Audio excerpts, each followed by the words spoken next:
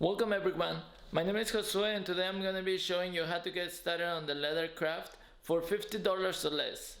But first, I got some work to do. Let me go finish that and then I'll see you next.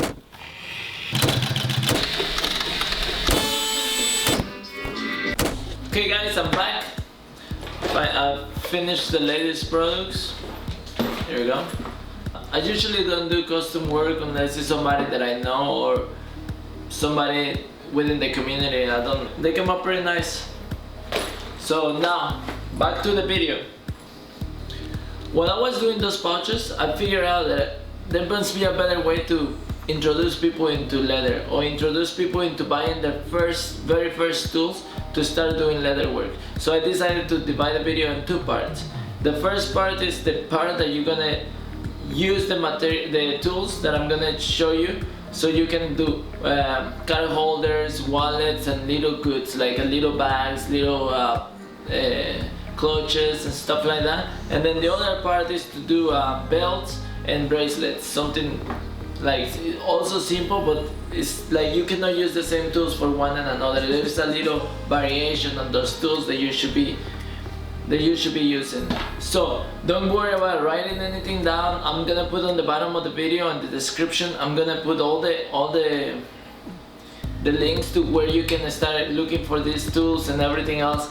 And a disclaimer, all these tools that I'm about to show you, they are not by any means the best tools to do the work or the only way to get the job done. What it is like how I started. For me, my philosophy is I have to learn the skill, and once my skill is mastered, then I have to go and acquire better tools.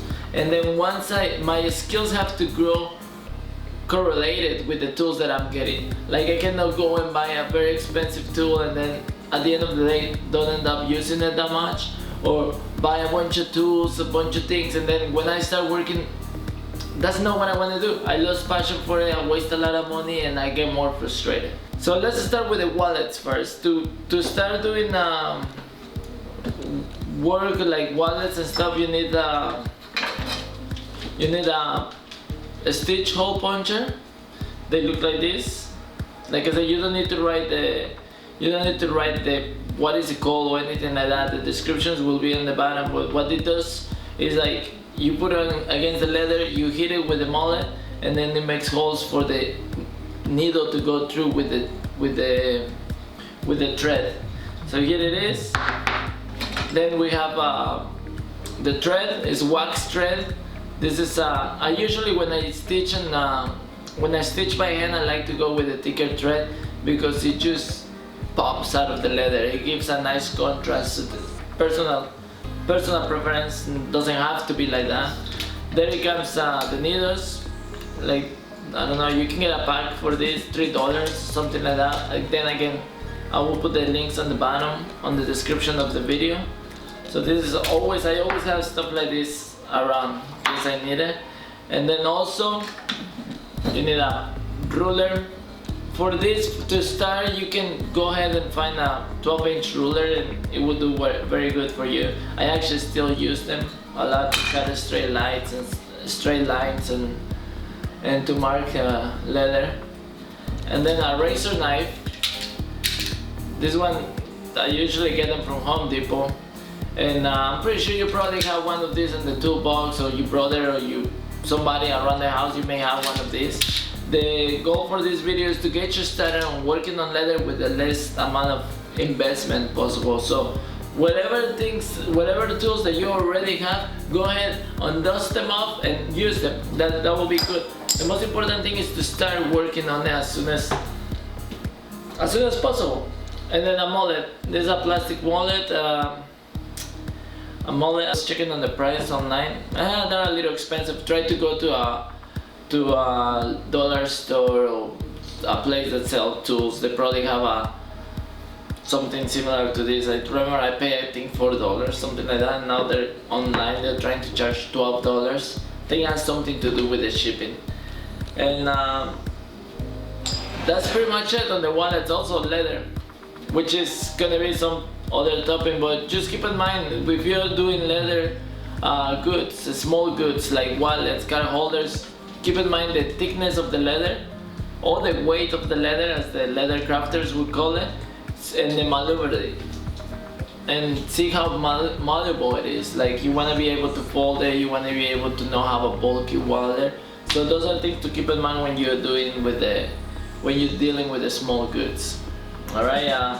I strongly recommend you to go buy cheap leathers. Some of the craft stores have little 4x. I believe it's 12x12 leather, scrap leathers. They're usually Chrome XL because it's a cheaper cut, or upholstery type of leather. It's good to start there, but go to a local upholstery shop or a local leather crafter and ask to buy some leather from them, to explain you the type of leathers that they have, and that way you can make a more educated decision when you're choosing your leathers. Okay, moving on to the belts. The first thing you're gonna need is a strap cutter. This, you run the leather through here, and then you set up the measurement, how wide you want your belt to be. The average belt for men is 125 to 1.5, and for girls or women, the belts usually go from 75 to 1 inch, the skinny belts. So you set up the measurement here with this, flip it up a time and tighten it up, and then you run the leather through there. There is a little blade there, I don't know if you will be able to see it, that you can replace afterwards, but when you buy this, it comes usually with 2 or 3 blades besides the one that is installed, so it's very important. You could also go to a place like Teddy Leather and they will sell you the strap of leather, but honestly, to me, it will be no fun. It's more fun when you get to do it from the beginning to the end. And then you got an oval punch.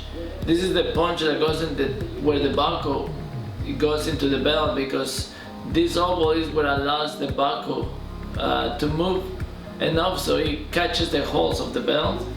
So you need an oval punch and you need a hole punch. This punch you need to put the rivets or the snaps, but it's gonna secure the buckle. And then the bottom part is where you're gonna, and this same tool you're gonna use to punch the holes on the belt so it can move from different measurements. And I believe this one is a 2 millimeters hole, and this is a 1/2 inch oval punch.